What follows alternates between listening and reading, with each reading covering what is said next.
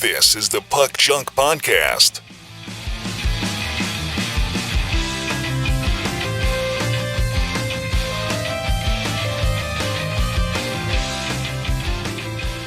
Hello and welcome to the Puck Junk Hockey Podcast. I'm Sal Berry, and with me is Tim Parrish and Clemente Lisi. And today we are going to talk about the hockey legend Ken Dryden, who passed away this past weekend. We're also going to talk about the 2024-25 Ice Hockey Card set, and we're also going to talk about the NHLPA Rookie Showcase. So we have a long and interesting show ahead of us. Gentlemen, how are you doing? Clemente, we'll start with you because it's been a while since you've been on this show. I think the last one you were on was our national recap episode. It's good to be back, and I was thinking about that before the show started, that the national was 5 weeks ago, and it feels way longer than that. I guess it does. Well, I mean, I don't know. I mean, yeah, I guess it does. Have you put everything away? I still have like a stack of cards that I need to put away. I still got stuff from the national 2 years ago that I haven't put away. I think I finally put away some of the things from the Toronto Expo. Like, I think I found some cards. I go, really? I've had these on my table since like November. Okay, I need to put these away. But yeah, the national was, it's well in the rearview mirror now. And Tim, how are you doing? Vertical and ventilating. The best, right? I mean, it's better than the alternative. Yeah. Horizontal. Better question is, why am I? That's a better question. So why are you? I don't know. I don't think anybody does, actually. Yeah. But yeah, I'm here. We're not going to get. It was a rough weekend, but I'm here. Oh, sorry to hear that. That's okay. It was my own doing. So. Oh, okay. Yeah, I'm too old to be partying it up like a kid. Oh, you partied. Hey, that's awesome. Yeah. I'm paying for it still today, 3 days later. So isn't that crazy? Like, yep. It sucks getting old, man. It sucks. I remember when I graduated college and I'd work my 9 to 5 job. I'd go home, have dinner, watch TV until about 9 o'clock. Then I would get in front of my computer and then I would just do freelance work until 2 a.m. And I'd go to bed. I'd get up at 7:30, get ready, go to my job at 9 the next day. And I'm like, this is great. I can do this. And I was just thinking that would last forever. I can't believe I'd actually stay up till 2 a.m. doing stuff like heady stuff, not watching a movie till 2 a.m. I think now I'm lucky if I could get to midnight and watch a movie. Unless we have a gig or something, there's zero reason for me to be up at 2 a.m. Yeah, because then the adrenaline keeps you going. Well, it's the teardown that takes forever because you've already spent everything you had, and then you have to tear everything down, and so you're moving slow and you're dragging, and yeah. But anyway, yeah, I'm here now, so everything's better. How about you? Oh, I'm doing fine. I got school starts again this week. I got to be a teacher again, which is okay. That's my job, but I think I was kind of my class ended just the week before the national. So it was just kind of finish school, get in summer grades because it was only a 5-week abbreviated quarter. And then it was go to the national and enjoy life for the next 7 weeks or 6 weeks or whatever. So it was, I know you said 5 weeks, but counting the week before and then the week after. So yeah, I mean, I'm doing okay. I'm excited because I wrote about this in the last week's newsletter. I bought a big mess of cards from Sport Lots, and I'm actually going to try to complete some sets. And I'm 230 cards closer to completing about 20 different sets. So I don't know how much it's going to. I mean, it's going to help, but only one set I was able to kill off because I only needed 14 cards for it, and then the other sets, I'm okay. Oh, actually, perfect example. You guys remember 10-11 Certified when Panini came out with that? That was their first set when they made their comeback. Yep. Pretty awful launch set. We should definitely do a retrospective about that. But anyway, I bought a box when it came out. I started building the set, and then I just forgot about it for many years. And then I looked, and I'm okay, I need like 48 or 50 cards. I have 100 and I need like 50. So maybe I bought another box. I don't know. But the thing is that I just never finished the set. So I'm like, all right, screwed. I'm going to finish it. And I found most of the cards that I needed for like between 20 and 27 cents. But like these, I know it's so cliche, but it's like these sets don't finish themselves. It's not like money in the bank that just grows and accrues interest. They just sit there and they don't grow and accrue the other cards that you need. Are you only doing the base set, or are you doing the short prints too? Well, that was those were the autographs that were numbered out of 799. Yeah, but there's also the immortals, which are like 151 through, I don't know, like 170 or 180, something like that. I sold all my immortals. I don't know. I'll have to check. Or no, I'm thinking maybe I still the immortals are numbered out of 500 though. So. I don't know. You know what? Honestly, I think I'd just be happy with the base set because I really don't want to track down a bunch of autographs of like, 10, 11. I'm trying to remember that rookie class now, but like I know PK Subban was like one of the big rookies in that set, and I think he was in certified, but like. I just don't want to be like, oh, here, I'm going to spend $3 on this card of this guy that never played in the NHL. But hey, it's played one game and it's autographed or whatever. Like, yeah, PK's in there. You got Taylor Hall, Tyler Seguin, Nazem Kadri's in there. I think Shattenkirk's in that one. Yeah, there's a great Maybe card Jeff of Skinner. There's a great card of Brian Pitton. It's also from the back, but it's the back of his helmet instead of the back of his head. But yeah, so anyways, I'm excited that I started building sets again. So, all right. So like I said, what we're going to talk about today, we're going to talk about remembering Ken Dryden. We're going to talk about the Rookie Showcase and about Upper Deck Ice hockey cards. So first, Dryden, one of the greatest goalies of all time. He was named one of the NHL's top 100 players. He is I would say definitely the best goalie from the 1970s. He only played during the 70s in the NHL, that is. So just some of his career accolades, just to get some of you up to speed. I'm sure some of you are like, oh yeah, we know about Dryden. A lot of us, he started and finished his career before many of us even got into hockey. So Dryden played 8 seasons in the NHL, but really 7 full seasons, and then the end of the 70-71 season. So he played 6 regular season games. He did really well. He played in the playoffs. He won the Conn Smythe Trophy in 1971 when the Canadiens beat the Blackhawks in the Stanley Cup Finals. And then a year later, 71-72, or the next season, that was his rookie year, his actual rookie year, because he didn't play enough games to lose his rookie eligibility. So then he won the Calder Trophy in 71-72. Now think about this for a second.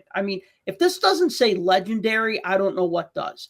This guy won Stanley Cup MVP honors a year before he won Rookie of the Year honors. Isn't that crazy? I think depth chart wise, he was backup too.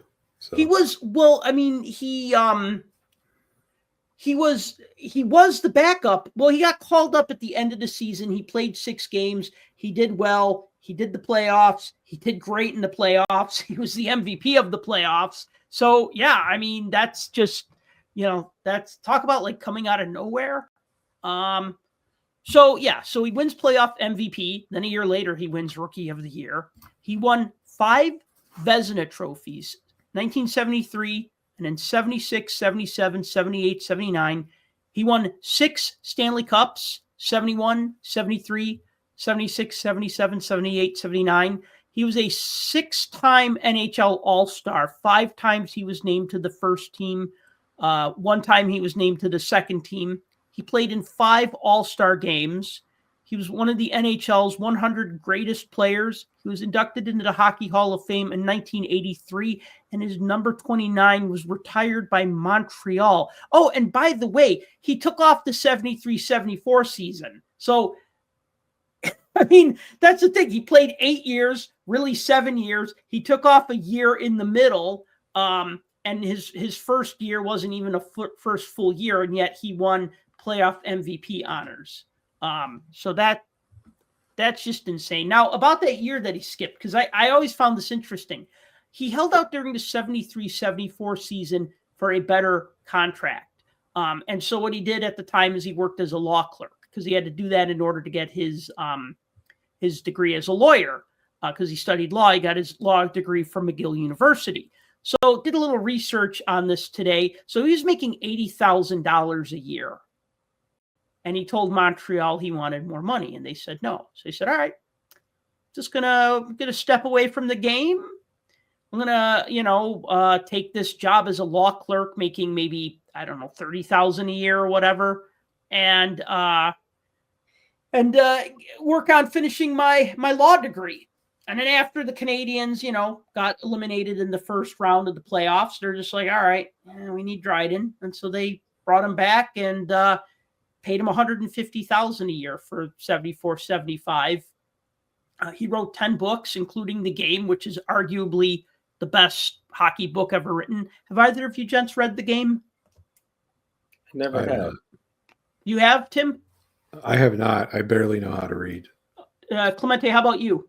No, I didn't. But now I feel compelled to do it. And sometimes in depth, it's more interesting to read what somebody wrote. So. The amazing thing I should say about The Game is that it's a book that somehow it's like it works on like a couple different levels. It's like a autobiography of Ken Dryden, and it's also like a biography of the team during, like, I think his last season, or maybe during his career. So it's about him, it's about the Canadians, and then there's also like hockey history mixed into it. So it's weird. It like works on multiple levels. It's not just like one of these like, I was born in the mining town of whatever and learned how to skate when I was 3. It's not like just one of those like typical autobiographies. It's, I know this is going to sound so hyperbolic, but it's just transcendent, like his stuff, his writing. And I've only read 3 of his books.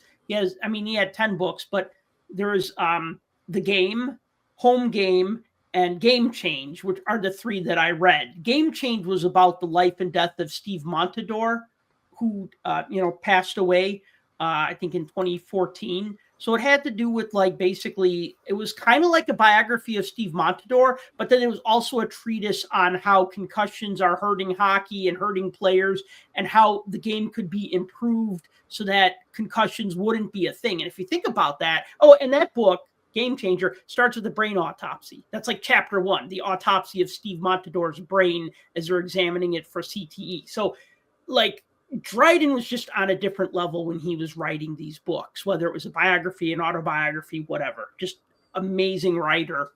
Does he tell the crazy story about being drafted in the book?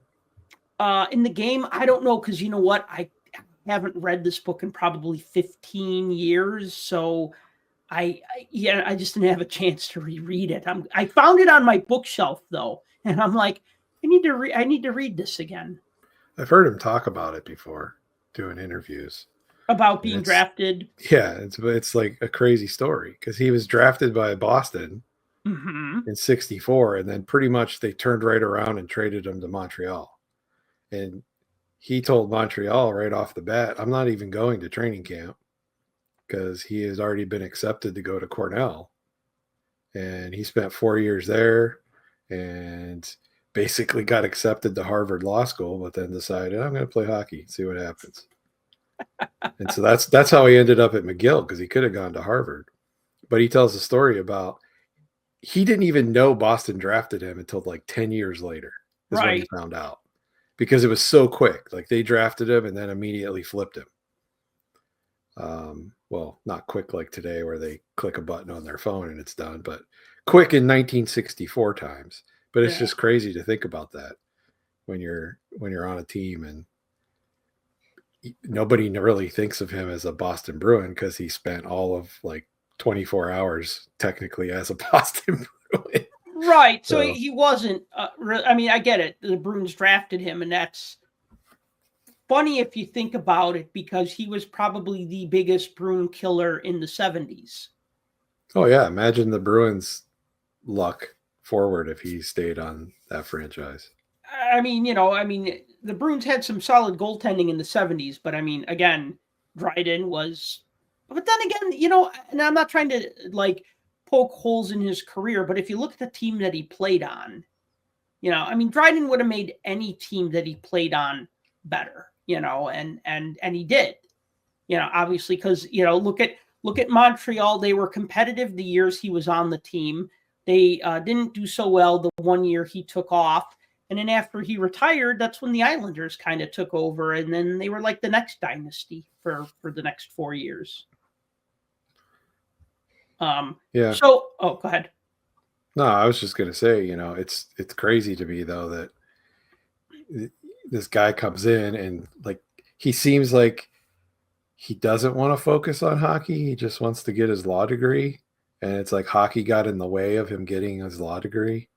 So he tries to go get his law degree and then just like basically nonchalantly steals the starting job from Rogie Vachon and beats the defending champions, and who were the Bruins. And, the rest is history from that point forward. So it's a crazy story. I mean, it really is. Yeah, it's just funny how a lot of that happened in like the 60s and 70s, where you had guys who like they weren't even really thinking about hockey. They were focused on another career, but then, like you said, hockey got in the way, or they ended up playing hockey and making a career of it, or got drafted by one team, went to another team. It was interesting too. Like there was a rumor. I was rereading these old. I think they were New York Times articles, actually. They have their old articles online and they're not like paywalled. And so one of the things that Dryden was doing when he was holding out that year, besides being a law clerk, was he was doing color commentary for, I think, the Toronto Toros. And there was like a rumor that he was going to go play for the World Hockey Association, because those teams were willing to pay NHLers what they were worth. And so I think that also kind of gave Montreal the impetus to hurry up and sign him. They didn't do so well without him that one year. And then they saw, oh, he's going to go sign with another team in the WHA. So, maybe we should get him back, and they basically doubled his pay. So yeah, crazy times. Yeah, he's got some ridiculous stats too, especially of the time frame. Like I think in his whole career, he has like 11 more losses than he did shutouts, which is insane. I mean, look at the 76-77 Habs. They lost one home game the whole year. One. Just one. That's stupid. I mean, that's just like a dumb stat.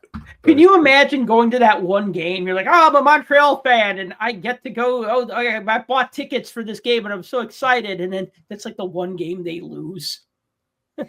Yeah, it's just crazy. They don't make them like that. And I like the photo on the book.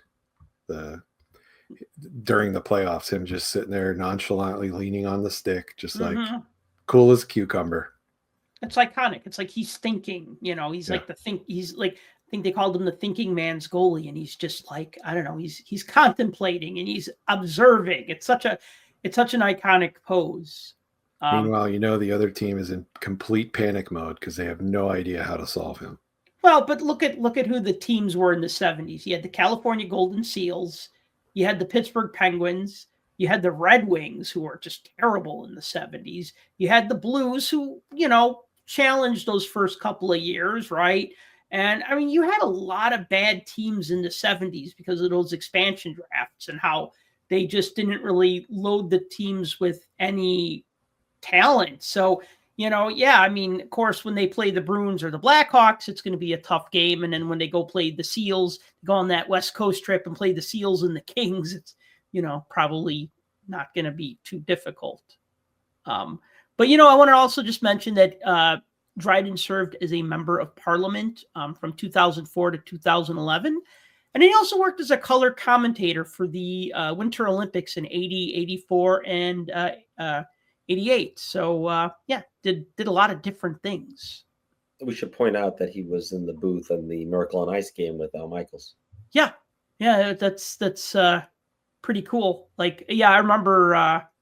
I've watched a replay of the game. I didn't watch it when it happened or like that day. I kind of wish I did. But he was part of that broadcast team. So the three of us brainstormed some of our favorite Ken Dryden cards. I mean, we are a hockey card podcast, and it seems like, now's as good as time as any to talk about some of Ken Dryden's best cards, some of his most memorable cards. Maybe some of these aren't the most memorable, but I don't know. So best and or most memorable. Actually, I think the first one is probably going to just disprove this theory right here, because this is not necessarily a memorable card. I just wanted to share it because I thought about it. I go, wait a minute, I think I have this in my collection. And this is his team issued 71-72 Montreal Canadiens postcard. So Dryden would not have had a card issued by the Canadiens in 70-71 because he was a late season call-up. But because he was obviously going to be on the team in 71-72, so he had a postcard in that set. And so I'm just like, oh, this is cool. I mean, he did also have a minor league card with the Montreal Voyageurs. I don't have that one, and I'm sure I can't afford it anyway. But it's kind of a neat. Montreal and Buffalo, a couple of the teams did really nice postcards in the 70s. I mean, did the Rangers do any of those that you remember, Clemente, or were they all like those black and white photos? Yeah, the black and white ones. This looks really sharp with the color, so it's nice. Yeah, certain teams did color ones. Blackhawks did, Sabres did, Canadiens did, the Quebec Nordiques did. So anyway, so this one I just thought would be like just an interesting one to lead off with. But then here's why I like that picture? Do tell. Because he's bent over and he's still towering over the goalie. The goal. Yeah, the goal. Yeah, I know. Was there anybody this tall up to that point? Because he was 6'4". I don't think they had goalies that tall. I don't think they had goalies that tall, but I think Moose. I mean, we've had a few since then, but no, I mean there were big guys. I think Moose Vasco was 6'4", but it's no Ben Bishop, but still, that's the same size as Connor Hellebuck, and I still think to this day he looks like a giant when he's in front of the net. Yeah. Oh God. Yeah. I mean, but I mean, you look here how tall he is when he's just standing straight up. Yeah. It's like the crossbars at the small of his back, basically. Yeah. So yeah, he's a big dude. It was a big dude, but yeah. So Canadiens postcard, and then on to some of the more mainstream cards. 71-72 Topps and OPG rookie card. You know what's unique about this card, guys? I'm sure you do. I'm just gonna ask if you know. Because it's pretty much the only card in that set of a player like actually playing something. Yeah. The rest of them are all floating headshots practically. Yeah, it's like all heads and posed. Yep, all of them are head and shoulder or 3/4 shots. Where the player's posed with the stick. Think of like Phil Esposito, or it's like a head and shoulder shot, or waist up like Bobby Hull. If you think of like the 71-72 set, and it's like one of my favorite sets of all time. It's probably my favorite set from the 70s. And this card is just an outlier because they needed to include Dryden in the set because, heck, he had just won MVP of the playoffs, but this was the only picture they could procure was an action shot. So his is the only action shot in the entire set. 71-72 design is easily top 3, and most hockey collectors would probably put it at least in the top 5. Yeah. I agree. Oh, yeah. And plus, how many times has it been redone over and over and over? Oh, yeah. It's been emulated and copied. Sure. Yeah. And then they, the top still uses it on their baseball sets. And And In the Game did that set called The Year in Hockey 72 that was similar. And yeah, I mean, it's been often imitated or copied, but it's just such a great looking set. So yeah, it's cool that he has a card in that set, but I mean, yeah, what makes it so cool is that he's just in the goalie crouch and it's not like a portrait. Now the next year at 72, 73, he's got like a nice portrait, kind of like head and shoulder shot that you would expect that most hockey cards from the early 70s. So do you guys have do you have a Dryden rookie? I have the whole top set. You have the whole top set? Yeah. Oh, nice. And I have another Dryden separate from the set, but it's well loved. I still like it though. Yeah. Clemente, how about you? Yeah, I have the rookie one I bought it in 2018, I think, or 2017. Yeah, it was something I never had, because as we're talking about him, we should, tell everyone that, we're from a certain generation where he was not playing anymore. And when you get into hockey in the 80s, then you have to kind of go back and go, oh, like, who are these guys from the 70s or 60s? And you're reading books about them and you're finding old cards. And then you start to sort of figure out who these people are. So growing up, it wasn't like I was collecting, 70s cards, but I had Guy Lafleur from that year, obviously. But yeah, I got him much, much later. And it's, I think, a must-have for hockey card collectors for sure. If not the whole set, just getting the big rookies from that year.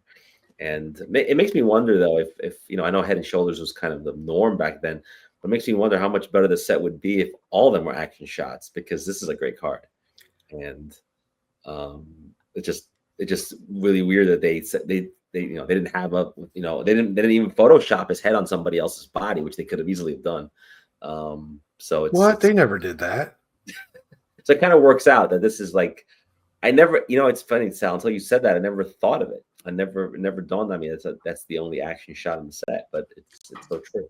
So I'm going to answer your question, because 2001, 2002, Topps and OPC did a parallel set for, I think, the first 110 cards. So 2001, 2002 Topps, basically the first 110 cards, they did 71, 72 parallel versions. And what they did was they cut out the player. They used the same photo that was on their Topps card, if I remember correctly, and they cut it out and they put it on the bright colored background. And I'm going to tell you, it doesn't work. And I'll tell you why it doesn't work. It's because this design is very symmetrical. And when you put a player who's moving, that kind of throws the whole design off balance, right? Like, human bodies are symmetrical. So like a head and shoulder or a face shot or whatever, 3/4 shot is going to feel very nice and balanced. But then when you have a player like Mario Lemieux, looks like he's kind of like falling to the side or something, or maybe he's skating hard. I don't know. But it throws the design off. But this only works when he's a goalie and he's crouching down. Is that what you're saying? Right, because he's still pretty much symmetrical. I mean, he's a little bit turned, but it's a very static shot. You know what I mean? If he was like, if you think of like Glenn Hall's rookie card, where he's like reaching to the side, kind of moving, it would feel weird. Right. So right. Yeah. That Lemieux card you bring up, it looks like he had just jumped over the boards. Oh, okay. Yeah. Because he's got one leg like up in the air, so it is a kind of weird, awkward. Right. Yeah. But you're right. All those action shots, they're all over the place. They're like over here or over there or over here. Like, look at the Patrick Waugh one. He's got two people on the card. Right. So they didn't do that then. Yeah. And so you couldn't come up with a better shot where it was just him in the photo. Instead, you got a player trying to chip in a puck right in front of him. Right. So, I know it's not a complete, play off of it. It's supposed to be in memoriam of that set or whatever. Mm-hmm, but yeah, they could have done a little better. As a tribute, yeah. What they did, but sorry, I still like that set. The heritage inserts. Yeah. So I have a couple of Dryden rookies. I don't have his OPC. I just have Topps rookies, and I can't remember how I got my first Dryden rookie, but I remember my grandmother gave me one for Christmas of like 93. Like somebody had one. It was I used to do a card show at the local church, and the priest who worked there, the priest of that church, I mean, he loved comic books and he wasn't really into cards, but he found a bunch of old hockey cards and he's just like, all right, whatever you want, I'll just cut you a break. Well, my grandmother kind of went behind my back and she bought the Dryden off of him to give it to me for a birthday present or Christmas present. And, because I was probably like, I looked at it in December and I just said, oh, okay, well, see if I get some Christmas money and I'll buy it off of you in January at the next show, right? You know what I mean? And she just went and bought it for me. So Sal, I picture it in a screw down case for some reason. What's that? I picture it in a screw down case for some reason when you got it. Yeah. Because back then that was like, if it was a great card, it would be in a screw down, Mm-hmm. Well, yeah, I think it was in a top loader and a little, what's it called? Like a little jewelry box, like a little gold colored jewelry box. But anyway, moving on. The 73-74 Topps card is interesting because that was a year that Dryden stepped away. So Topps didn't get the memo in time. They still included him in the set, but OPC did not include him in the set. So whereas the Topps has 12 all-star cards, because basically the player's base card was their all-star card. They didn't have, if I remember correctly, they didn't have a base card and an all-star card. It just said all-star, but then on the package still had the stats. And so, he doesn't have an OPC version. So I just think that's interesting that it's like one of the few times where it's like this guy only had a Topps card, but not an OPC card. OPC generally came out later in the year, though, didn't it? Just January. Topps was like around October, and OPC, from everybody that I've spoken with, except for 90-91, they put that out at the beginning of the year, but otherwise it was, or beginning of the season. But the other sets were January, and that's why they were always updated. And now with Kings, now with Oilers, or whatever. Yeah, and that would make sense. If everybody went into it thinking, oh, he's just going to play like normal, and then Topps puts a card out with the previous year's stats, like, why wouldn't you? Right. And then all of a sudden, he's holding out. So, okay, OPC has time to prepare and take him off the checklist. Mm-hmm.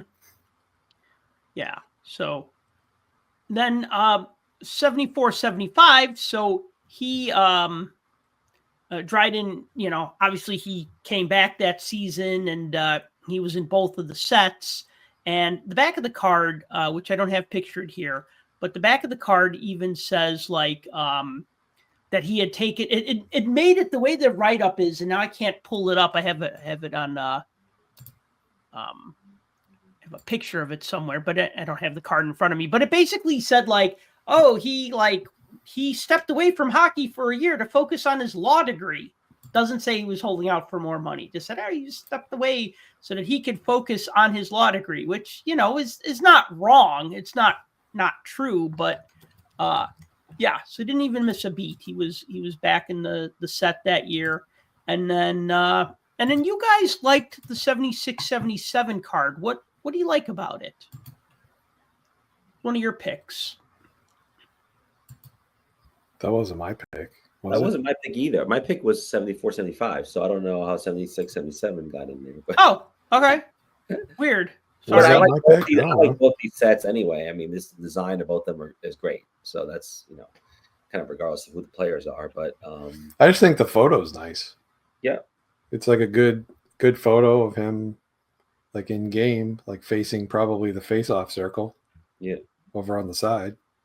From the angle that it's at, but it's got nice color. It's got, you can see his full gear. You can see his mask really well. I think it's a good shot. That's the thing. Is it was always cool when you saw like an action shot of the player. And it's funny because like early 70s, you'd have a post shot and the player would be cut out and put in front of like a bright colored background. And if you look at 74-75. And it's like, okay, the locker room wall is good enough. The hallway outside of the locker room, okay, we're going to take your picture here. Like just any blank wall would do. You know what I mean? It's like a step above a passport photo. So when they did use an action shot like on that 76-77 card, it was pretty cool. And I like that design. Probably my second favorite design from the 70s. It's got the first team all-stars, like a nice little burst in the corner, and then that like diagonal team name at the top. So yeah, card checks all the boxes. Well, and don't forget over his left shoulder too, you got Robert Goulet standing there. So with his nice red suit coat. Is Oh, that is that who did it? Or is that I have no idea. It Like, just it looks could like be. him. It could be. You don't know. Could be. I would say it was the goal judge, but the goal judge would be more towards the our right of the photo. You know what I mean? You know what's funny about that, Tim, is that now that you mention it, I can't stop looking in that little corner now. Of Right. that car. Before I And wasn't even you notice how weird that is. So like it is. the background is kind of segmented because you have the boards and you have the glass. And so in between the glass, you've got the stanchions, right? Yes. But his, like, there's steps, there's people, and then his is just this all black background. It's almost like an album cover of something that somebody's just holding up. It's very strange. Weird. It's just weird. It's like that Derek Jeter car with George Bush is in the stands. It's it's like they just it's very odd. But if you don't we can start something here. Hey, anybody got that Dryden card with Robert Goulet in the background? Start that up on X and see what happens. Yeah. Hey, so actually I was able to pull up an image of the back of the 74-75 card, and it says, back with the Canadians after years absence to pursue his law career. Ken is hoping to regain his all-star form. That's just like, which obviously he did, but like, stepped away to pursue his law career. No contract dispute. They didn't mention that. Yeah. I don't know. It just adds to his legacy, though, you know? Like, all right, good. I'm going to go be a lawyer. Call me when you're ready to pay me what I'm worth. Yep. Now, towards the end of Dryden's career, got a couple of cards here. The one on the left is from the 79-80 top set. It's the Canadiens Make It 4 Straight Cups card. I picked the tops version because the O-Pee-Chee one has a bunch of French text on it, which really messes up the layout. Like at the top where it says 78-79 finals, that's completely blank. And then they have like Stanley Cup finals and then Coupe de Stanley Finale or whatever, like in French in that like yellow banner at the top. So it's just like a really cluttered card. I mean, no disrespect to French speakers or French readers.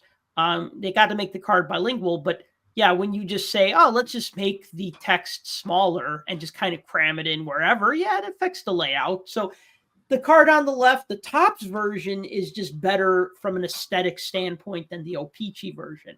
But however, the Dryden card itself, I opted for the O-Pee-Chee version because of those two very important words. Now retired. As we mentioned, O-Pee-Chee sets usually came out in January. So obviously they had enough time to say, oh, he retired.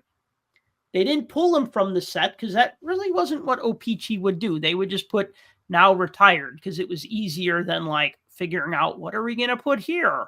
You know, they kind of did a lot of that stuff in the 70s. If you look at some of the early 70s sets where like the tops and the O-Pee-Chee numbers don't really match up. But by this point, you know, the first 264 whatever cards in the O-Pee-Chee set were just basically copies of the tops cards. And of course, who doesn't like the love scrum at the end of a game winner? Yeah. Right? Pictured on cardboard. As Topps did it with Top Skate for so many years, the hockey hugs cards. I like that idea, you know, and I liked, like one thing I liked about, if you remember 10-11 Score, the way they had like those different cards that kind of like the season highlight cards, like those are just missing from like hockey sets. I mean, I know like sometimes like SP Authentic does that, but I feel like they just kind of do like famous moments in hockey history. They don't do like a recollection of like the previous year. And I love that. Like when you'd have like, especially like, remember like, you know, the baseball sets always, I don't know if the baseball sets did them. I think they did. I know the football sets would do them too. They'd have like the playoff card and the record breaker cards, and like Topps hockey, you know, Peachy hockey used to do that a lot. And that's something I miss from sets, or cards like this. Yeah. Plus, how many times does the goalie get hugged when he still has the helmet on? Usually after that, everybody throws their stuff up in the air and it's over. And like you expect him to have that off. Yeah, they just the Canadians knew they were going to win, so they were just like, okay, yeah, we did it. We did another one, right? He's like, I ain't taking this off. I'm wearing this. This is part of me. Now, Dryden had a few cards in the 80s, but really like his next, he's retired at this point. So he might be in like the Hockey Hall of Fame set from 83 and 85 and 87. He would have been in the ESO set from 88, 89. So, I mean, he was in some sets during that decade, but really like the next cool Dryden card was the 91, 92 Future Trends Canada 72. You know who Future Trends really was? They had another name. The company? Yeah. Future Trends is like their other name for the same company. Is it one of like the classics or something? You're close. Seventh Inning Sketch. Oh, okay. Yeah. Okay. That was going to be my second guess. Yeah, you're close. Yeah, right. So they used Future Trends to market this set, which was just a cooler name anyway. But so anyways, the Future Trends set focused on the 72 Summit Series. And then, so this was a card of Dryden, who split the games with Tony Esposito in that series. They both did really well. I mean, despite the 4-3-1 record that Team Canada had, I mean, we could get the whole Summit Series is like a topic for another conversation. But, I mean, of course, Dryden had a floating head card that was in 72, 73 O-Pee-Chee. But this was like, I think the first card that actually showed him wearing the Canada jersey from that series. And then the other card here is the autographed version, which had a print run of 750 copies. And oh man, if I could regret not buying one card, it's this one, because I still don't have a Dryden autograph in my collection. And this would have been a really cool one to have, but yeah, it's... So is that the swirl version or the non-swirl version? For what? That autograph. Don't know.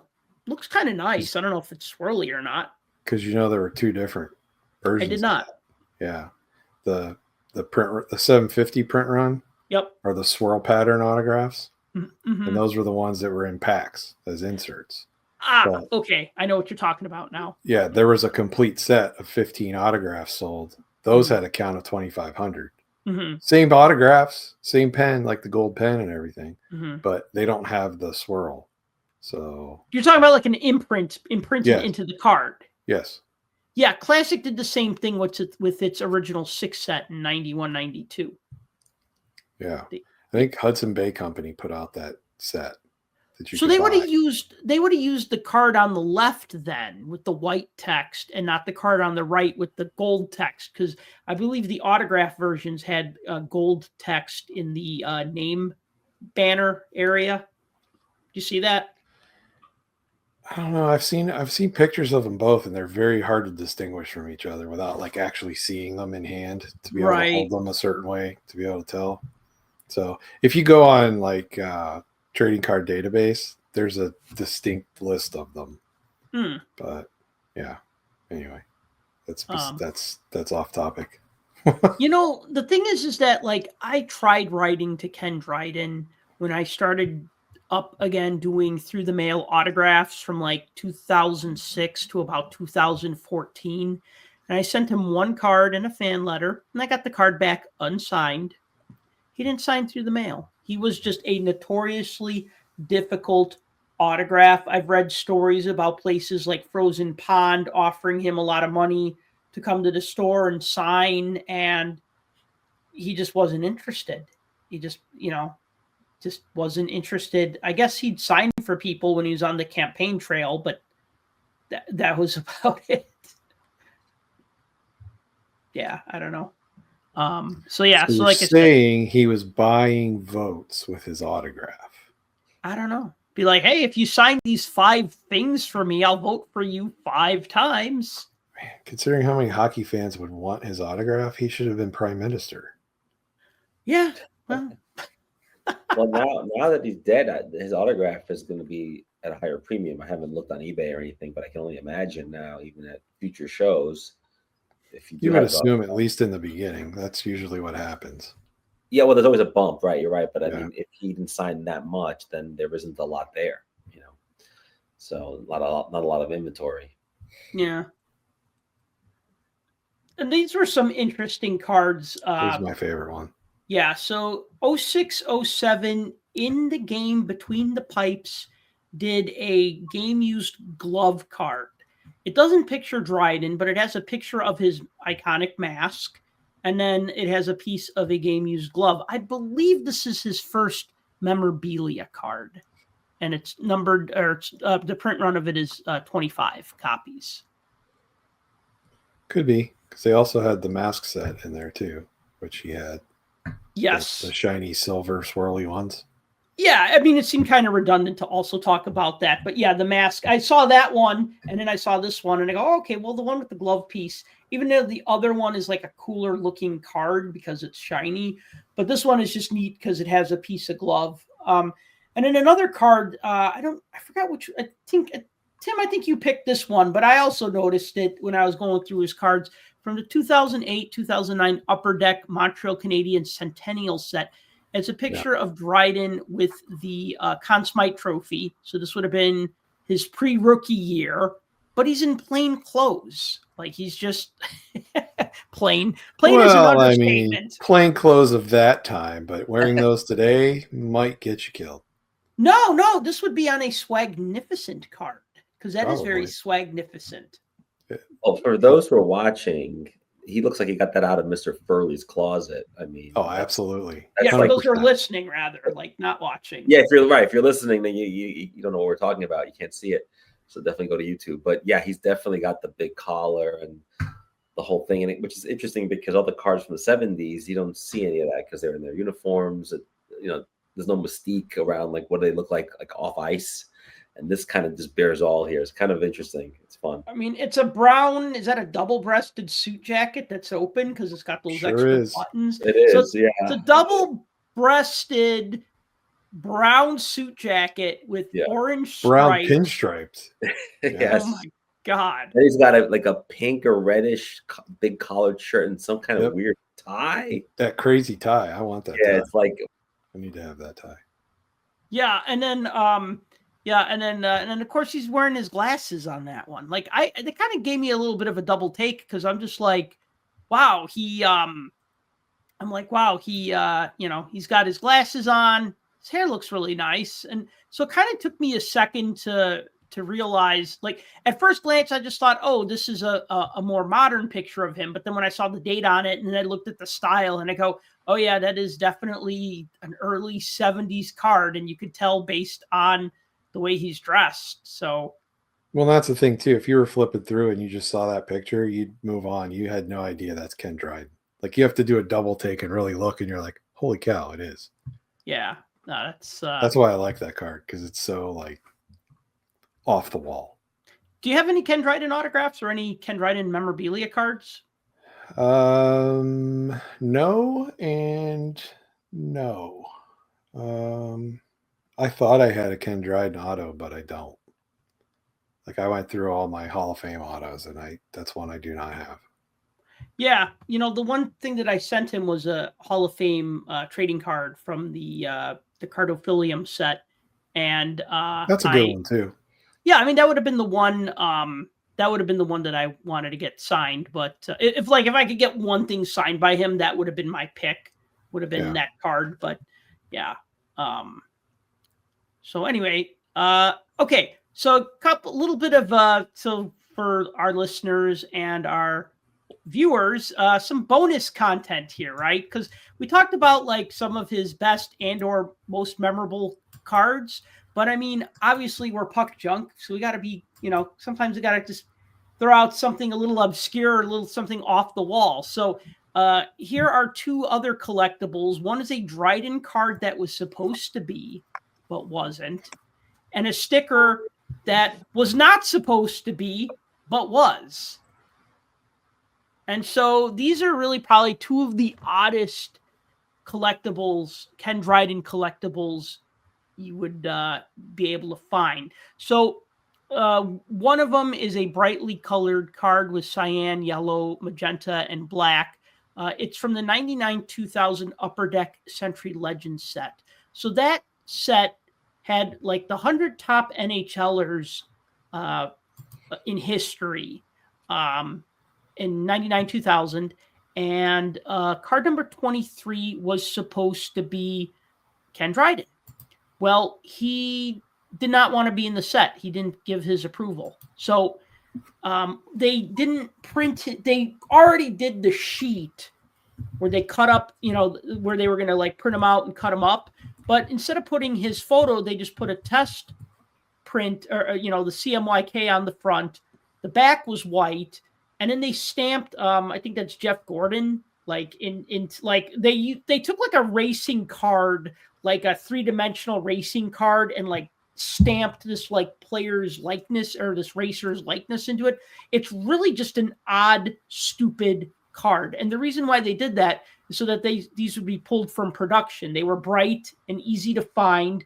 And then also they were easy to find by feel because they had that weird like gear and like this auto racer's head like impressed into the card.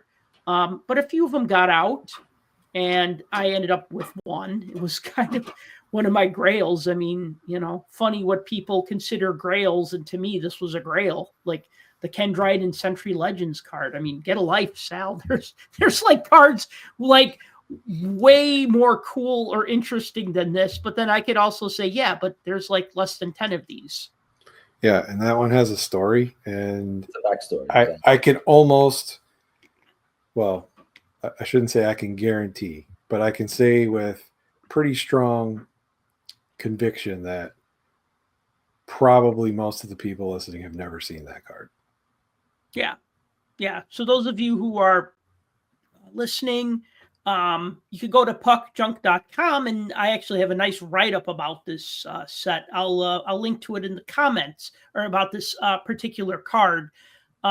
So, for a while, Upper Deck was actually buying these off of people. Like, what they would do is, like, if people would put them on eBay, Upper Deck would buy them and then recall them and destroy them. But now they're not really doing that anymore, because now I see this card pop up on eBay from time to time, and nobody really buys them because the buyers always want like way too much money for them. Because it's like one of those things that's like an interesting conversation starter, but it's not like having a George Vezina rookie card or a Wayne Gretzky rookie card or a Stanley Cup hologram, or like there's like hundreds of cards that are more, how do I say it? I don't say interesting. Yeah, interesting or worthwhile. But to me, this is just like a little piece of history, like something that like a mistake, if you will. Absolutely. It is an interesting card. Now, the other one that I want to talk about is from 1969-70. It's from a company called Williams. So it's the Williams Ice Hockey in Swedish. So how they spell ice hockey. It's actually a sticker. And the back of the sticker says number 352, Steve Carlisle. But the front does not picture Steve Carlisle. It pictures Ken Dryden. Now, I know it's not a card, it's a sticker. And we've talked a million times about how stickers get no love in the hobby, no love in the industry. But to me, this was like when I heard about this a while ago and I tracked one down and I found it in really nice shape. This to me was a grail, like another mini grail. Like once I found out about this, I'm like, I need to have this because this is like the earliest Ken Dryden collectible. It predates his Canadiens postcard. It predates his minor league Voyagers team issued card. I mean, this is the earliest thing, and it wasn't supposed to happen. He was not supposed to be on this sticker. He was the third string goalie in the 1969 World Championships, but he ended up on a sticker accidentally, and to me, that's just super cool. I actually saw that at the National. Oh, yeah? It was slabbed. Oh. I think it was like a 3 or a 4. Uh-huh. Guy wanted like $400 for it. I thought that's a lot, but yeah. It is pretty rare. Yeah, I mean, not everything that's, I mean, look, to each their own, right? Like another card that had kind of been on my radar, not radar, but something that I always wanted to get was the 51-52 Laval Dairy card of Jean Beliveau. And I found one at the expo, I think it was last year. And I looked at it and I thought about it. And what the guy wanted for it was more than I wanted to spend on it. And I looked at it and I said, if I buy this card, yeah, it's kind of like an early pre-NHL card of like a legendary NHL player. But I'm like, the cost would exceed the enjoyment that I would get out of that, right? Which is usually why I don't buy graded stuff. To me, I found this card or this sticker, sorry, got to check myself, for, I think I paid less than $100 for it. So I was happy. It doesn't matter. I mean, I didn't break the bank on it. You know what I mean? And I think I bought it directly from someone in Sweden, and they did a really nice job of like packing it so that it stayed nice. So, win-win. I mean, it is the only Hall of Famer in that set. Yeah, you're probably right. Even though it's technically a Steve Carlisle card or sticker. I know, right? Yeah. So yeah, just kind of funny how that stuff kind of happens where, obviously they put this set together in Sweden and they didn't know all the Canadian players really well. And so they're just like, oh yeah, that must be their goalie, their other goalie. Okay, cool. So plus they don't know how to spell Canada, because that's just ridiculous. Well, no, that's how they spell it in Swedish. What? Ridiculous. Yeah. Just like they spell ice hockey as ishockey, ISHOCKEY, is hockey. That's just silliness. Is hockey ? It should be is hockey ? Right? Sal, you've spoken out Swedish and French on this podcast. Wow. Yeah. Bad at both of them. That was very badly, I think. Yeah. Yeah. I bet Robert Goulet could speak French. All right, Clemente, you've been quiet a lot, or not quiet a lot. You've been not quiet. You've been observant, but now you got to take the lead on this because we're going to talk about the 2025 NHLPA Rookie Showcase, and you, my friend, were there. Yeah, this is something that happens every year, the first week of September, usually a couple of days after Labor Day, and it's Upper Deck and the NHLPA get together and invite all the rookies and prospects to Arlington, Virginia, where they do photo shoots and they make the players sign all kinds of autographs for future products and the media. It's a lot of fun. It's kind of like the rookies first sort of after like a summer of just working out on their own, whatever they're doing. They got the rookies together and training camps are starting up. Obviously, the season starts October 7th. So this is kind of like a taste of what's to come. And in the past, NHLPA has told me they've done like seminars with these guys and try to teach them a little bit about, how to deal with the press, how to deal with finances. It's kind of like, it's like your first week of college, basically. It's like an orientation, basically. But the Upper Deck part is the part that we care about because reporters are invited to go and interact with these guys, take pictures, and we get a lot of fun stuff from them in terms of what they did over the summer and their collecting habits and the idea of getting their first Young Guns card, that kind of thing. So it's always a lot of fun. This is my third time going. This is the 15th annual showcase. I will say it's my third time going, and the first time I went was Connor Bedard's year, and that was still probably remains more buzz than ever, I would think, of the past 3 years. But the headline here was Matthew Schaefer, the #1 draft pick for the Islanders, and he's a practical joker. It was a lot of fun and an interesting guy. And I think he's going to be, he's got the size. I think he's going to be a really good defenseman. I think he'll be interesting to watch. And as a Rangers fan, that hurts me, but I think he'll be, potentially a Rookie of the Year candidate. And we're seeing more and more defensemen winning that award, much to the chagrin of collectors, I think, who like offense and scoring. So you talked to him, right? You interviewed him? Yeah, I talked to him, and the interview's on puckjunk.com, and it's a lot of fun. And, he's got an interesting backstory. He's coming off a really, really tough year. For those of you who's been following his career, his mother passed away from cancer. He had mono. He broke, he was injured. He broke some bones. I mean, he's had to come back after a really tough year. And then And the so, mother, the family that he was living with, didn't that mother also pass away? yeah, she committed suicide, unfortunately. So yeah, a lot of a lot of adversity coming in. He's only 20 years old. He's a young guy. I noticed this year's showcase, interestingly enough, the players were a lot of them were a lot younger. Some of them were 17, 18. And then you had a few that were in their 20s because it's whoever's rookie eligible. So you could have played. Some of these guys played in the playoffs last year, for example, which I assume will get Young Guns cards in Series 1. And then someone like Schaefer probably won't get a card until probably Series 2 if he makes his debut. The goal for these guys is they want to make the opening night roster. Obviously, that's like the big talking point. And because we were in DC, a lot of the questions were around Ovechkin and playing Ovechkin, which was interesting. And, nothing makes me feel old like going to this event because every time I go, I get older. These guys get younger. And when you ask them like who do you model your game after, and guys are like Matthew Nyes, I'm like, you got to be kidding me, right? Like guys who are like in the league 3 years, like that's who you were looking up to. Like that's how young these guys are. And like I think they're gonna say like Sidney Crosby or like Right. or like Wayne Gretzky. It's like no, I'm dating myself. Like they've never seen these guys play. Well, they're not even saying McDavid anymore. McDavid's too old. Yeah, right. Yeah. He's like, right. Yeah, it's So crazy. that's kind of the funny part.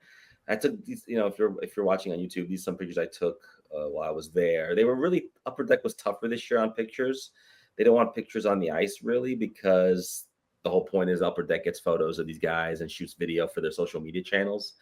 So it was kind of hard to get some good photos. You're getting a lot of headshots, but it's a fun time. It's a couple of hours. It's good.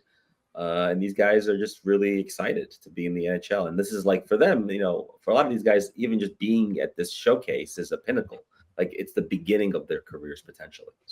So one thing that we've talked about in the past is like, so players who, grew up in the 70s and the 80s and the 90s, they talk about collecting hockey cards. And you interviewed, I'm going to draw a blank on his name, Shane Doan's kid.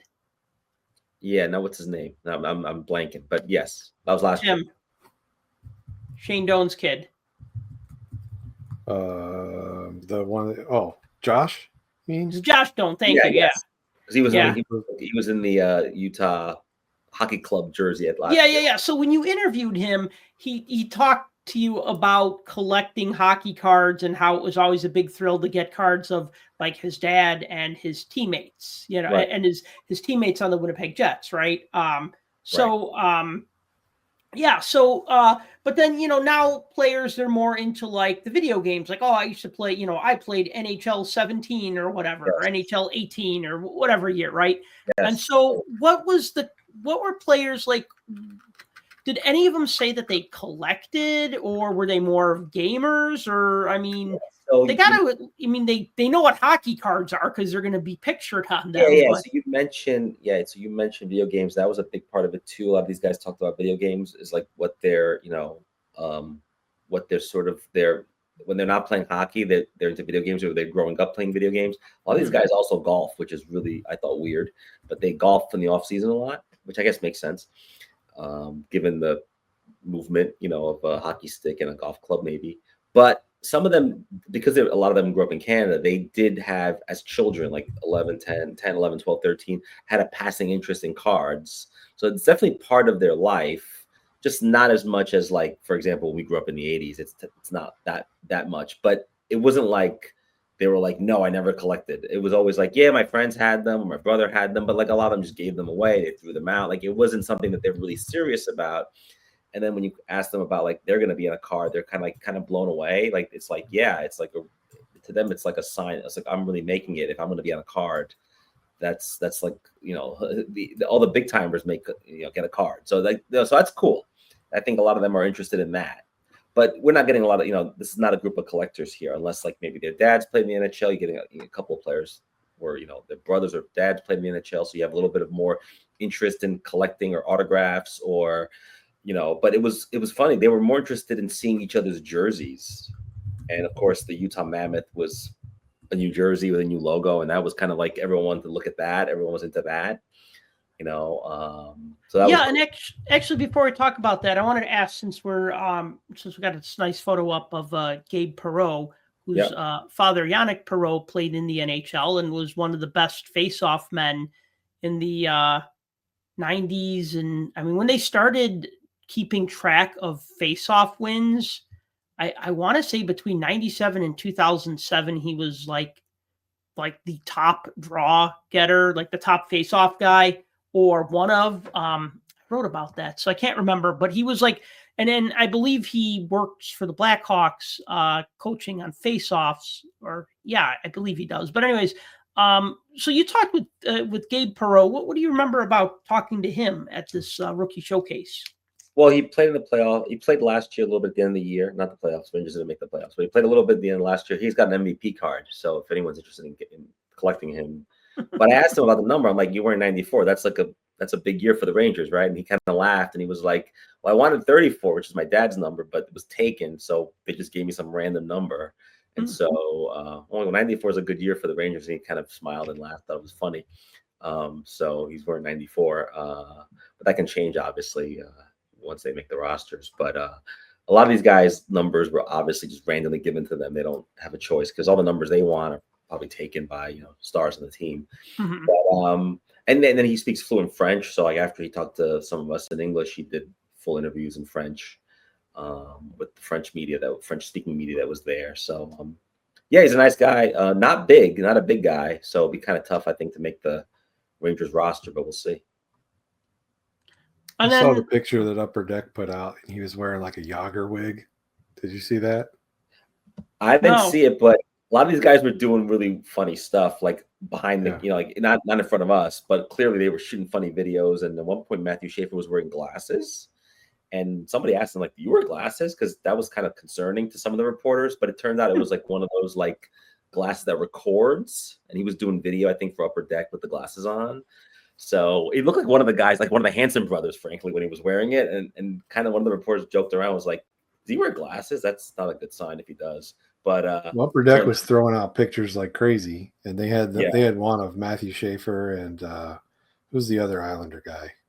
Yeah, he was there too, and I can't remember his name, but he actually Mark Gatcomb. Who's not a young man. He's like in his 20s, but yeah. And they took a picture of them. It was like the Step Brothers picture. Yeah. Like I saw that. One sitting, and they the were one in the tunnel like before you go on the ice. That's what this. If that doesn't become a card, I'm going to be mad. It probably won't, right? But maybe it will. Maybe their teammates, Young Guns teammates card. Young Guns teammates would be fun, right? Yeah, so they have to make that into a card. What's going on here? There's a picture of this is one of Upper Deck's pictures, but it's a couple of players and they're like holding up hockey cards. Were they signing those at the event? They were signing cards, but they were also signing in the back. We didn't get to see this, but they signed a lot of stickers, I think, to put on cards that haven't been made yet. Because look, some of these guys don't qualify for a card yet. If they were drafted last year or 2 years ago, haven't played yet. Obviously, we know the rules. You have to have played at least one game. So some of these guys, but they're getting sticker autos. And some of these guys have deals on the side with Upper Deck to sign photos and pucks and everything else. So that's what these guys were doing. It's like a chance to get them in the building and sign for hours on end. And Matthew Schaefer, for example, has got a deal with Upper Deck regardless of the cards. He's got an autograph deal with them. So, and Upper Deck's been really good about gobbling these guys up before Fanatics or somebody else comes in. But that's what was going on there. And so that's not a photo I took. That's a post shot that they probably were posing with some of these guys behind the scenes, because that wasn't the step and repeat that was where the media was talking to them. That's somewhere else. Right. But then you talked with Tidge Aginla. Yeah, which was cool because his dad obviously played in the NHL. And this did not make my story. It was a kind of an oversight. But he said he was really into autographs. Really? Because, his dad played with so many guys, and he was like, more than cards, he was into autographs. And I said, well, what's the best autograph you have? And he was like, well, it's a McDavid, like, personalized photo to me.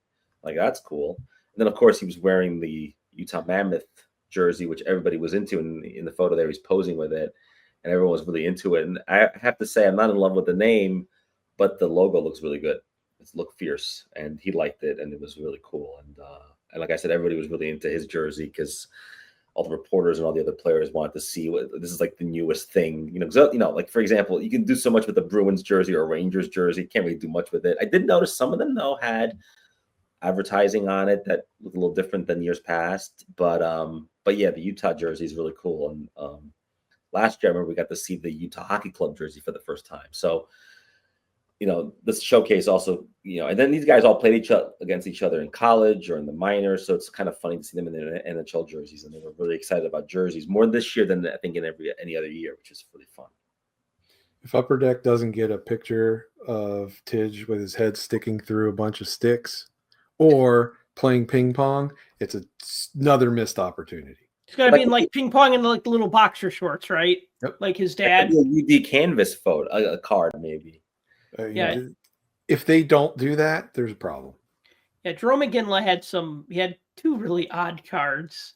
Yeah, that floating head card. You're giving Upper Deck 2 good ideas, Tim. So hopefully they listen. Who's the most famous autograph you have? Probably my dad. No, he said McDavid, which is fine. I mean, that's I have a lot of birthday cards he signed. Yeah. That's funny. Yeah, when you have a famous parent and you go and you slab their autograph. Why would your dad sign your birthday card like full name? That's kind of it would just be a first. Well, it would be just say dad. Yeah. Can you add your jersey number and write HOF 2024? Or whatever, right? Yeah, right. Yeah. So speaking of the Utah Mammoth logo, and I'm glad that they kept the same color scheme because I like that blue color that they put as the trim color.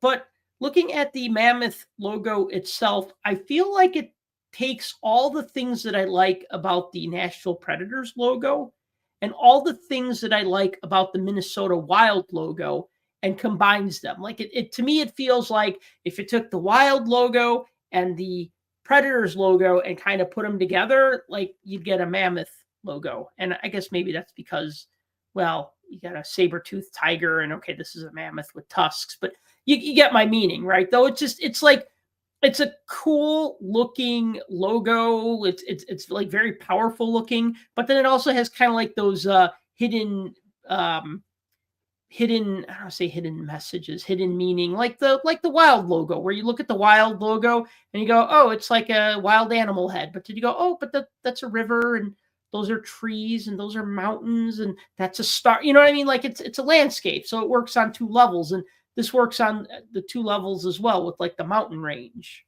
So. Yeah, I agree. I like it. Yeah.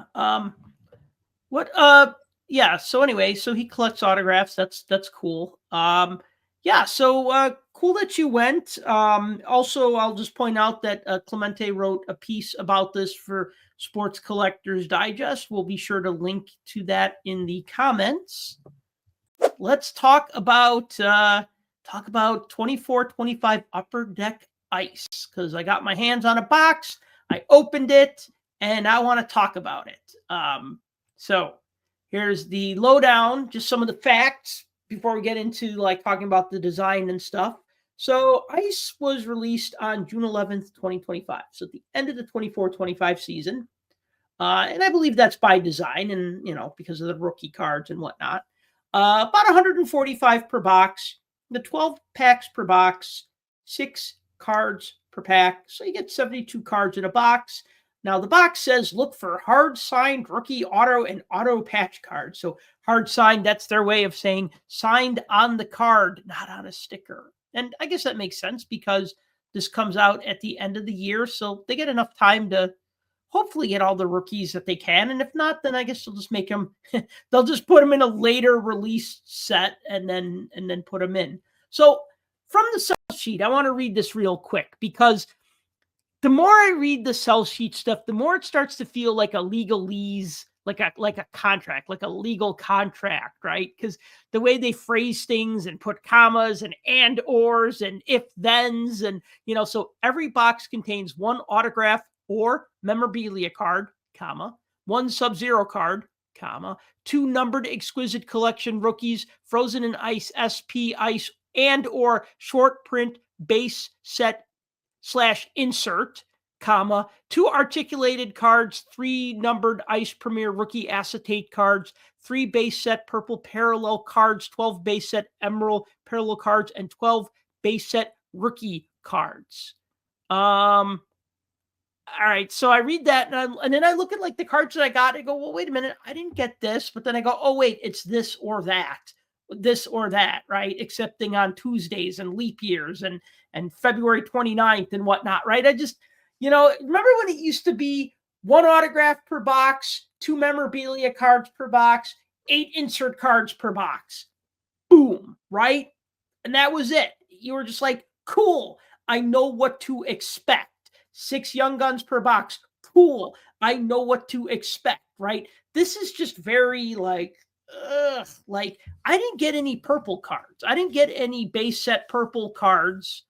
So you get 2 articulates, 3 numbered Ice Premier Rookie Acetate cards. Yeah. So anyway, I thought it said 3 base purples.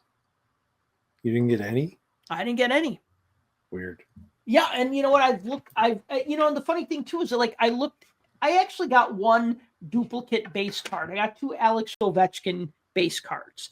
And I double checked to make sure that one of them wasn't a purple one, because I'm like, well, maybe one's the purple. And it's like, nope, they're both blue. So yeah, I don't know. It's I'm a little confused because like I look at some of these things that they list out. It says like 2 articulates cards. I got like 4 of them. Let me double check. Articulates. I got 4 articulates. So all the base ones? Yeah, I don't think they were any different than each other. They all kind of looked like none were serial numbered. None were because the gold ones are out of 25 and the blacks are 1 of 1s. So. Yeah, no, I would definitely notice if I got a gold one or anything that's like numbered, you kind of notice a little more. They're a little more noticeable. But yeah, no, so I don't know. It's weird you got 2 Ovechkins because usually there's not dupes in something like this. That's the thing. Yeah, like a set like this, you normally don't get a double base card. So of a base card, especially since like, so looking at the set 1 through 100 are the base veterans. Rookie cards 101 through 150. You get rookie cards 1 per pack. So 100 veterans, then 50 rookie cards that you find 1 per pack. Then Ice Premier rookies and a lot of repeats of the same 50 rookies that you find in 101 through 150. So 151 through 250 are your Ice Premier rookies. It says average 3 per box, including parallels. I've got 5 in my box. So I guess that's why I didn't get more purple or get any purple whatevers. But the thing with the rookie cards is that I got 5 of them. Is that 151 through 190 are numbered out of 999. You go, okay, yeah, there's about 1,000 of them. Okay, maybe I could build this set. There's 1,000. And then 191 through 215 are numbered out of 799. Then 216 out of 230 are numbered out of 499. 231 through 240 are numbered out of 299. 241 to 250 are numbered out of 99. So if you really want to build this set 1 through 250, God bless, because those last 10 are going to be a beast.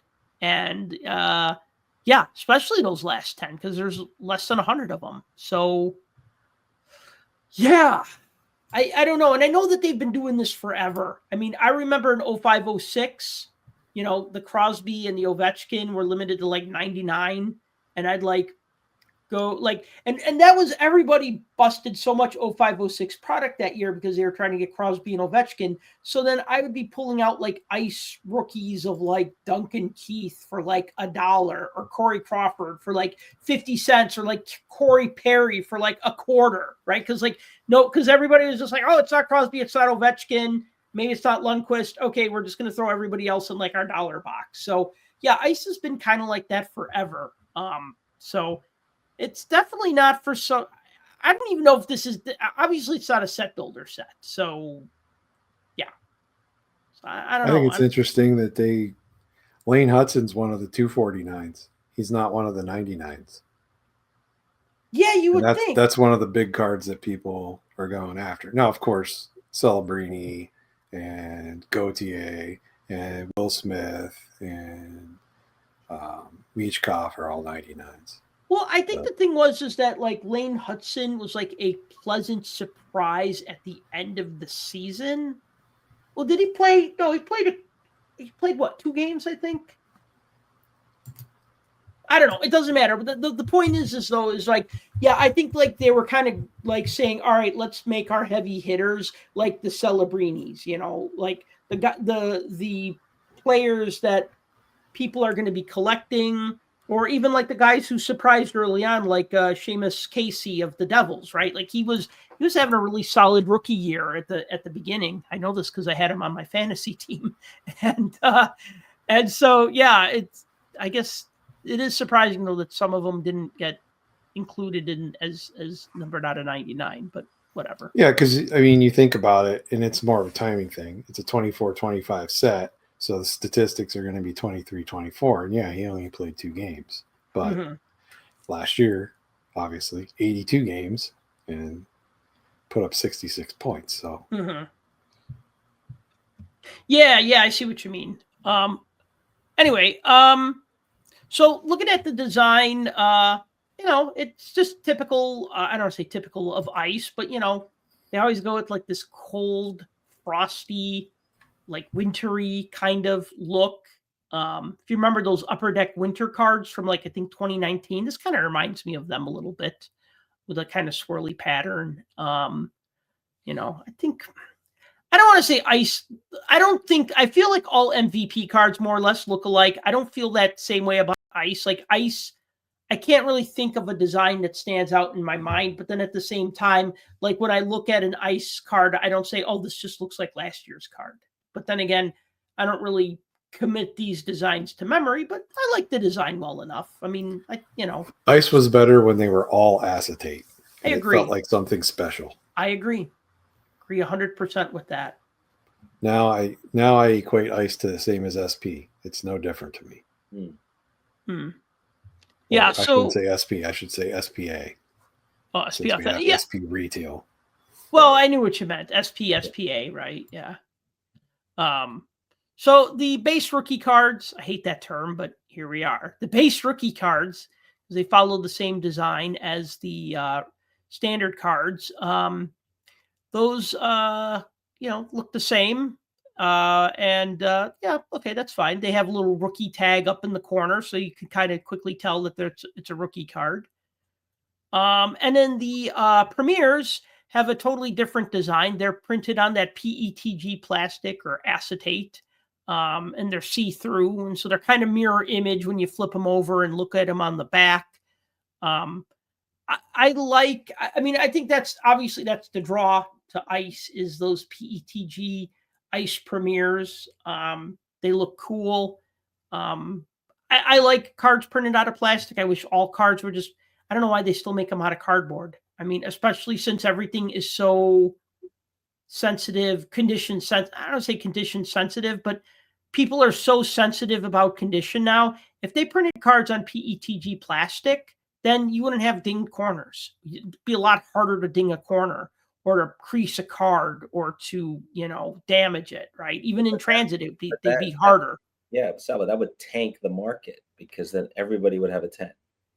And then right. And then it's not special. Yeah, you're right. I mean, Plus I don't love acetate, which is gonna make me like a pariah probably, but that's why I just said it was never been my thing. And the boxes would be $500 each. Well, that's maybe more because it would be like a premium product and it would be, right. Exactly. So maybe, as opposed to $145 a box. Well, when I asked Upper Deck why they don't do this with all their cards, they just said it'd be way too expensive. Well, that too. Yeah, that was it. It would just be too expensive. There's just too much. It just costs too much. I get it. It would be a culture shift because, I mean, paper has been the people have been using forever. Yeah, but there's been a lot of culture shifts when we went from tobacco cards to gum cards, and then we went cards without gum, and then we went with like UV coating and full color on the back, right? Like it just seems like the next logical progression would be to make the cards out of something a little sturdier. I'll give you an example, something that I did over the weekend. I bought some Topps Premier League soccer cards, and I noticed the wrapping, the paper was very different, and it was recycled paper, which is probably something that Topps, it was curious. I was like, I've never seen this before. Because if you think about it, the hobby, we use a lot of paper and plastic that goes wasted. And so I wondered, I'm like, oh yeah, you could use recycled paper. It just felt very different outside of the packs, as opposed to what Upper Deck's been using probably now for 30 years, right? They're using the same kind of material. Wonder if the motivation there is because soccer's more of a global product, and there's a lot of countries that push that more. Maybe like in Europe, like that set came out in Europe a month ago, as opposed to the US a couple of weeks ago. So maybe that's true. Maybe they have to abide by laws that we don't know about.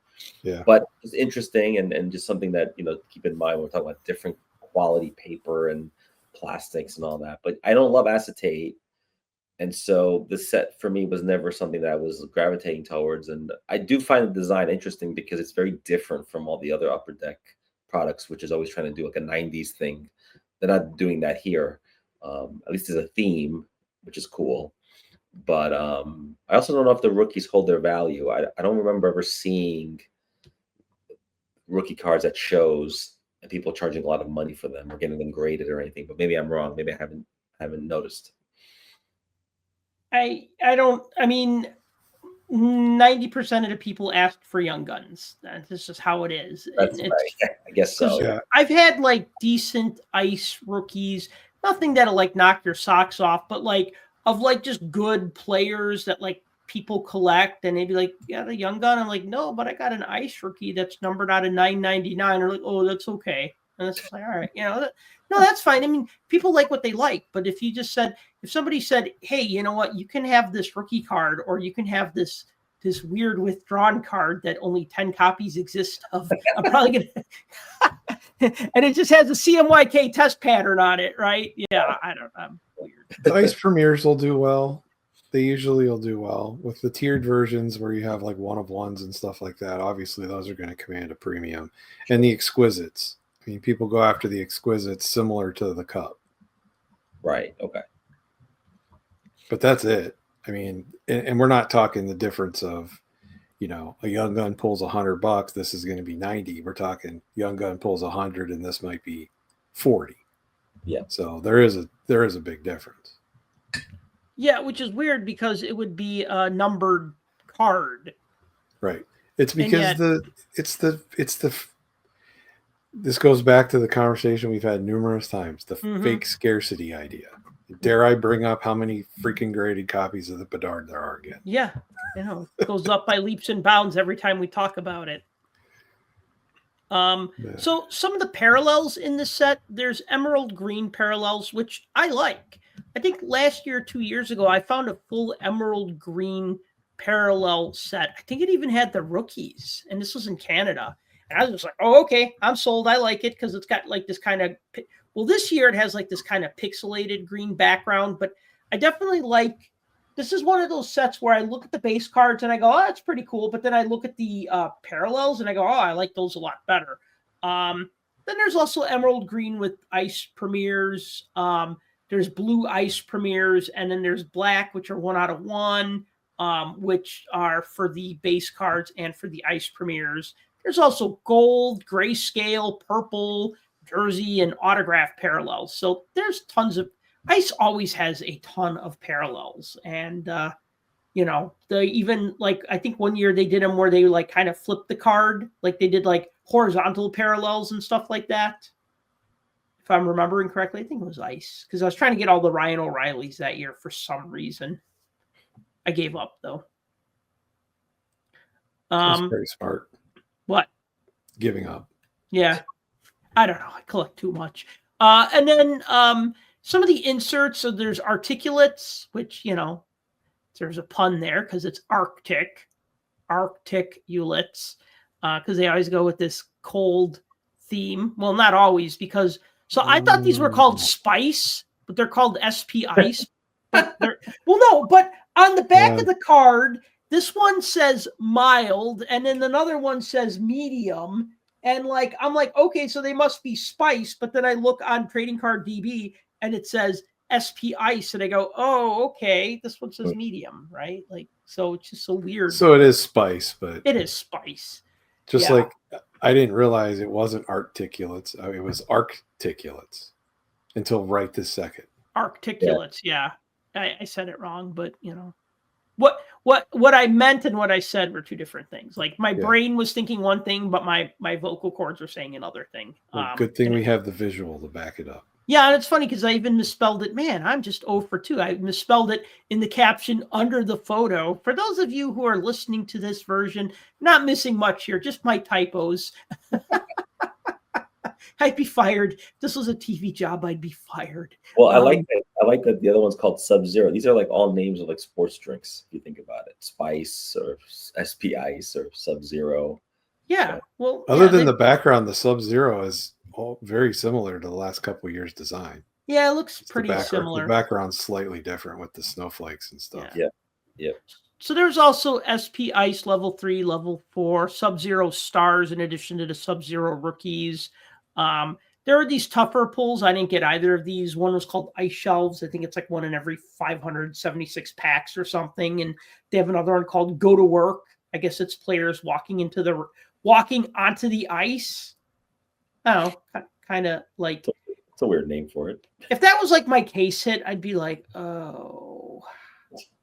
Like, okay, they're acetate cards, but still, it's like. Like from a distance, I was looking at that going, he goes to work without a helmet, and then I saw it was Al McGinnis. So, yeah. Well, he's probably going on for warm-up, so nobody warmed up with helmets back then. Yeah. And I also give him a pass because he still could have pulled off not wearing one, probably. Like pulled it off, yes, but like legally, no. He came into the league in the mid-'80s, so although they did repeal the rule for a couple of years in the 90s, but anyway. I did get a glacial graph. So there we go again with the it's like dad jokes about snow. Tim, we should have you brainstorm the next. Well, both of you guys are dads. Should do dad joke. We should come up with like insert sets for like the next ice set. You know, like we got ice, we got snow, we got chill, we got freezing, we got frostbite. I don't know. So anyway, glacial graphs and premier jerseys are some of the other some of the hits you can get. So remember, you get a memorabilia or a autograph card. I got an autograph card of Jonathan Marchessault, and I gotta say, that is probably the sorriest looking autograph that I've ever seen in some time. Anyways, I don't know what that looks like. A Japanese character. Well, let me ask you this: did you get this card, or is this on the sell sheet? No, that's the one I pulled. That was my hit. Okay, I'm like, if their upper deck is bragging about that auto, they shouldn't. Okay, so that's what you pulled. I see. That is literally what I pulled, right? Yeah, no, because who do they always show? Bedard, McDavid, Crosby. The one you'll never get. Right, exactly. But like as far as like a player that I like, I go, oh yeah, this is cool, and it's signed on card, but then it looks just like a letter L. It's just not I mean, look, most autographs suck because players just don't sign well. And if they sign on the sticker, half the time part of it gets clipped because they happen to sign it bigger than the sticker, and it gets peeled off, and then it's like flat on the bottom or the top or whatever where it got pulled. But yeah, I can clearly see the J and I can see the M. That's it. That's all it is, though. Yeah. Yep. Oh, I see it now. I see the sailboat. Okay, it's a J and an M. That could be a little drawing of like a sailboat. Could be. Yeah. So, just some of my a summary of my thoughts. The good about this set, the base set's pretty easy to build. I mean, you could build it within 2 boxes. The base rookie set is also attainable. I mean, sets like this, I found the 1 through 150 Emerald Parallel set affordable when I was at a show. But then if you just said like, well, I want to just get the blue set 1 through 150, you're going to find it on eBay because you know what? These rookie cards, they're not going to really have much value because they're 1 per pack. So even though that's only 12 per box and you go, well, you would need to buy 4 or 5 boxes to get all the base rookie cards. People just don't put any premium on that, right?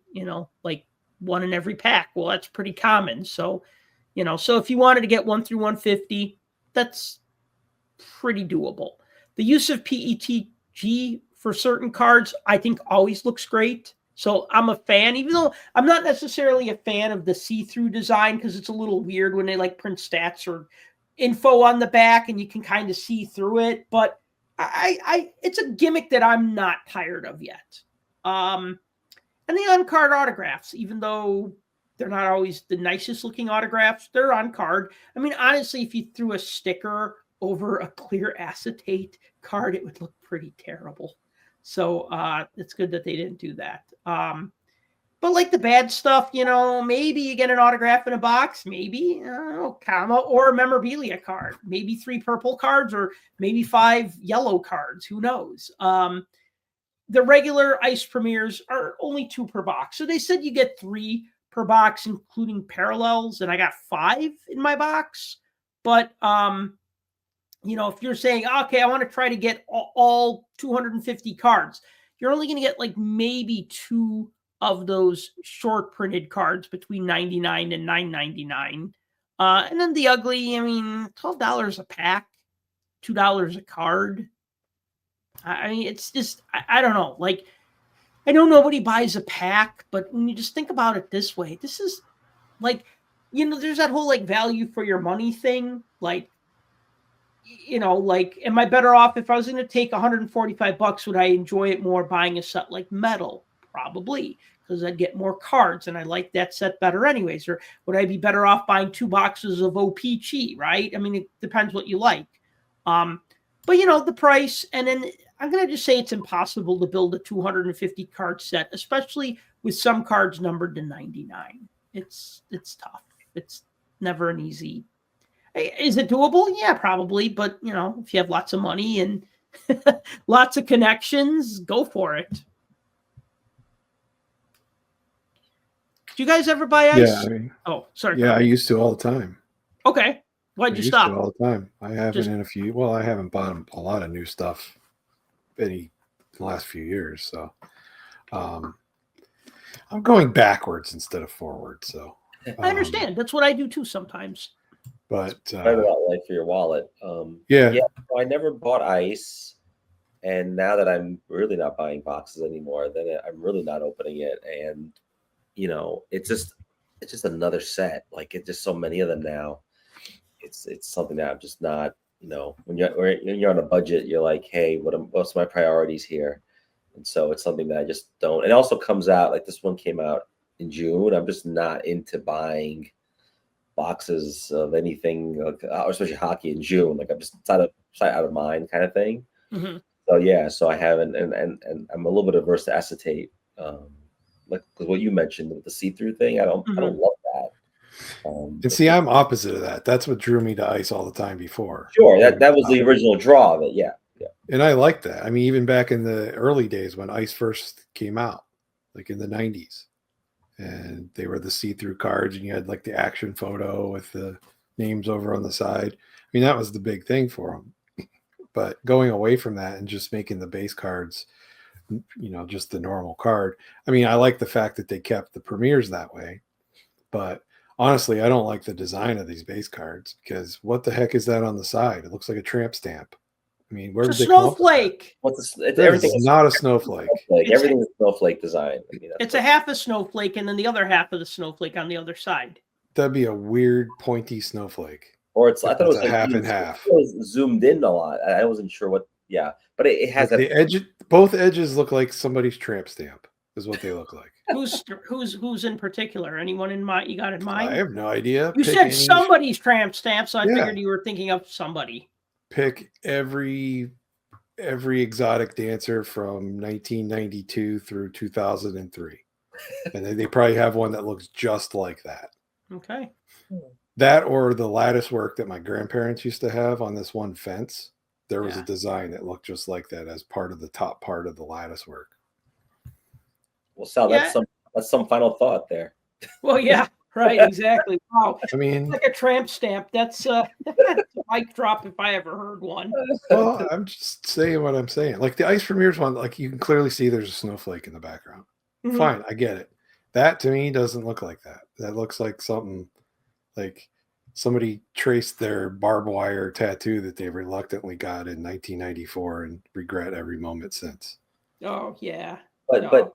but talking about the cards with the white background, it does have that SPA whatever feel. But I like it Yeah. because the photo pops more, you know, as opposed to other sets where there's like all this design going on in the back, and it's like 90s stuff, and it's like overdone. Yeah, but it's not really a white background. I had to scan it against white because it's a clear card. So No, I know what you mean, but you know. yeah, but it's clean, and I like that as opposed to so some of the design works and some of the parallels and some of the other um, subsets. But yeah, but it's like MVP. Like they can only do so much with this set every year. It looks the same year to year probably, so you have to sort of cut them a little slack there. But Well, and I know we're in junk parallel era, but they could have done without some of these, I think. Oh yeah. Black, I get it's a 1 of 1. Okay, fine. But you want to do blue, you want to do green. Both of those look pretty good. But grayscale, kind of pointless. I don't. There's no need for the grayscale. The gold, everything's gold. There's gold everything in every set. There doesn't need to be gold. You do the purples, which you didn't even get any in your box, and it said you were supposed to get 3. I get that you're gonna make the autographs different, so they made the red autographs. So if you get a red one, obviously you got an autograph. Well, hopefully you did.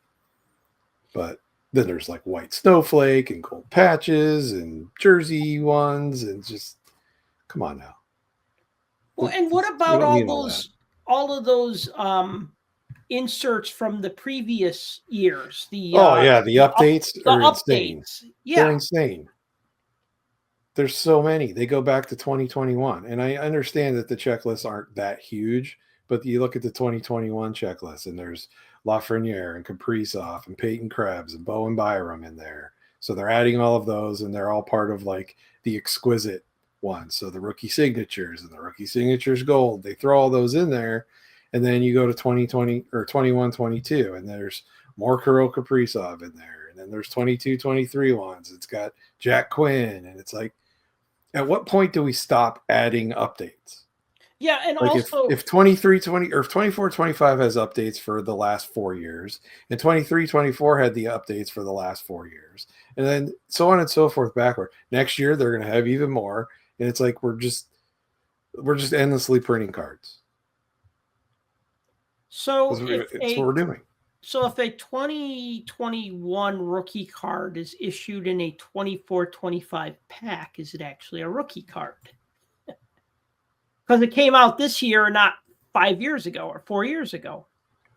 Well, if you look at, and the only one that I saw of this, because I checked it in the 2021s, there's a Gabe Velarde Premier Auto patch.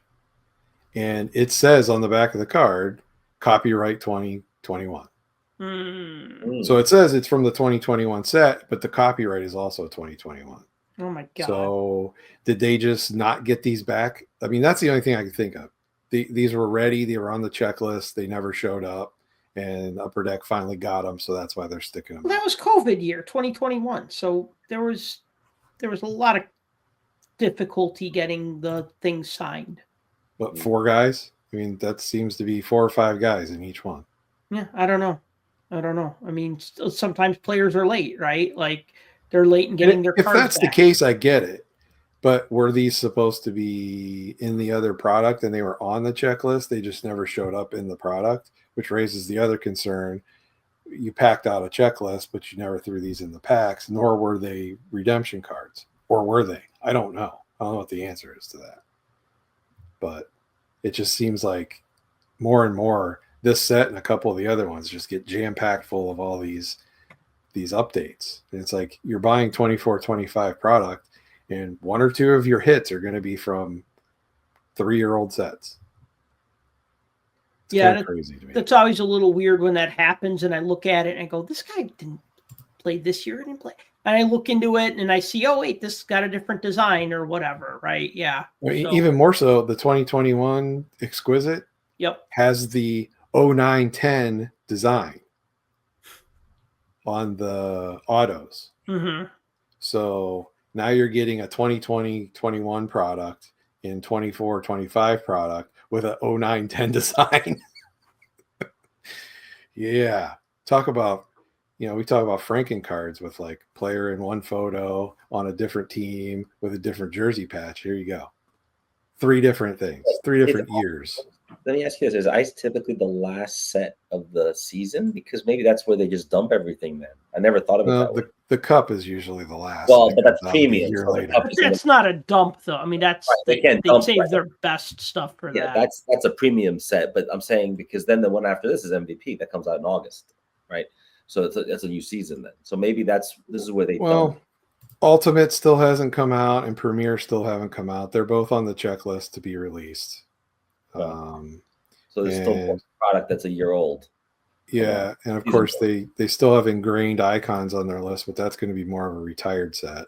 Right. So yeah, Premier and Ultimate are going to be higher end. Like I guess they'll at least be a step up from Ice. And price point too, because I'm sure they're up there. I haven't seen a pre-sale, but I'm sure they're out there. Yeah. So any last thoughts? I think we've pretty much said everything we could say about this, but just say no to tramp stamps.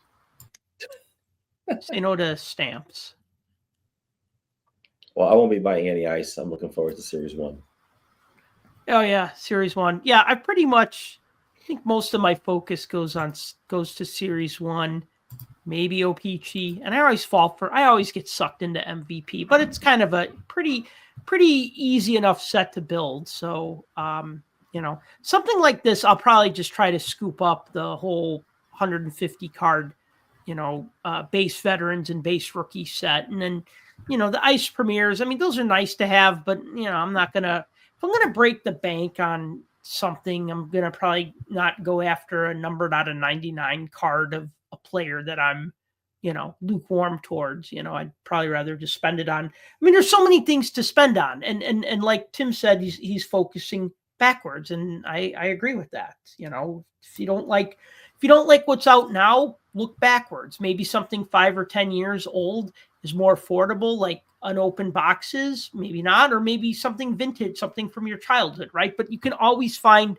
something. That's why this hobby is so great. Like, you get bored of something, you could pivot, you could find something else. You go, oh, all right, I'm sick of 2025 cards. Go back to the 90s, right? Cards are cheap. Go back to the 80s.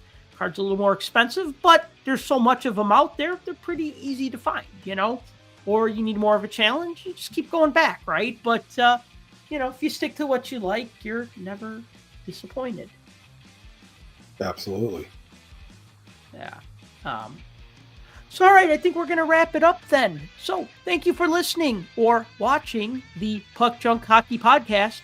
As always, if you've enjoyed the show, please be sure to like and subscribe. If you like to read, please check out the newsletter at puckjunk.com/newsletter. And if you'd like to support this podcast, you can do so by purchasing a t-shirt at shop.puckjunk.com. And until next time, collect what you like.